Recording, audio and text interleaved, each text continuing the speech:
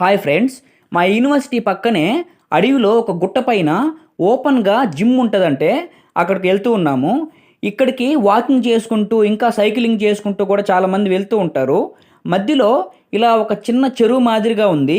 ఇక్కడైతే వాతావరణము చాలా ప్లెజెంట్గా ఉంది. అందుకేనేమో ఇక్కడికి ఎక్కువగా వాకింగ్ చేసుకునే దానికి వస్తుంటారు. పక్కనే ఒక చిన్న ఖాళీ స్థలం ఉంటే ఇక్కడ చూడండి, వరి ఎంత బాగా పండించున్నారో ఈ కొంచెం స్థలంలో. సో గుట్ట దగ్గరకైతే వచ్చేసాము.